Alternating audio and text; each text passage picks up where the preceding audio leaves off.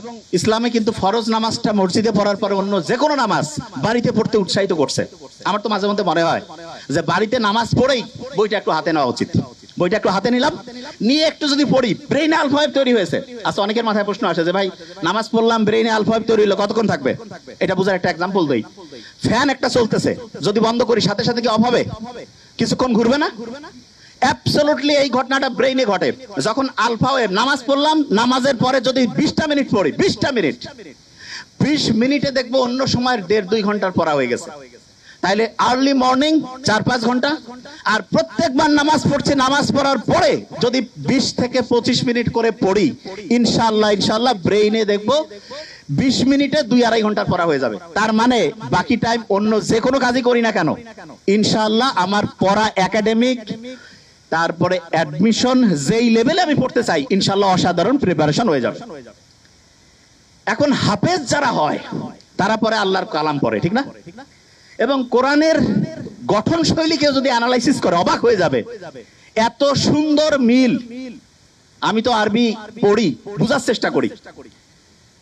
কেউ যদি সূরা নাসটা পড়ে, নিশ্চয়ই মনে মনে একটু আমরা যদি পড়ি, হ্যাঁ, কুল আউযু বিরাব্বিন নাস, মালিকিন নাস, সবগুলোর মধ্যে একটা কি অসাধারণ ছন্দ আল্লাহ দিয়ে রাখছেন।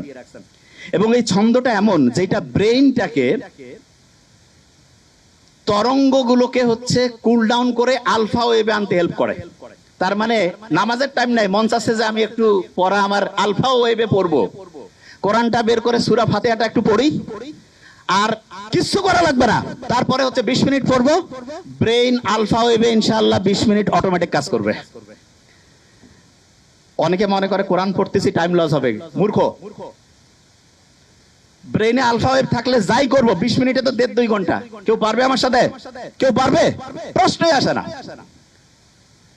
কোরআন যখন পড়ে কেউ, দেখা যাচ্ছে ক্লাসের পড়া হয় না, সাধারণত হাফেজিতে, সাধারণত এখন আল্লাহর রহমতে ট্রেন্ড চেঞ্জ হয়েছে, দেখা যায় যেই ছেলে মেয়ের কোনো বুদ্ধি শুদ্ধি নাই, কয়েক আল্লাহর রাস্তায় দিয়ে দাও, আল্লাহর রাস্তায় দিল, কিন্তু দেখা যাচ্ছে সেও হাফেজ হয়ে আসছে, ঠিক না? তা আল্লাহ তো বলছে যে আমি তো তোমাকে হেল্প করবই, এবং আল্লাহ যে প্যাটার্ন দিয়েছে সেইখানে কোরআন পড়ার পরে আলফা ওয়েভ তৈরি হয়, দ্রুত তার পড়া, দেখা যাচ্ছে শর্ট টার্ম থেকে লং টার্ম মেমোরি সেন্টার রিজার্ভের প্রক্রিয়াটা গতিশীল হয়। তার মানে আমরা 3টা জিনিস অলরেডি শিখছি, শেয়ার করেছি 3টা জিনিস। নাম্বার 1, আর্লি মর্নিং যদি পড়ি, ব্রেইনে কোন ওয়েভ? আলফা। যখন নামাজ পড়লাম তারপরে কোন ওয়েভ? যখন কোরআন পড়লাম তারপরে কোন ওয়েভ? আলফা।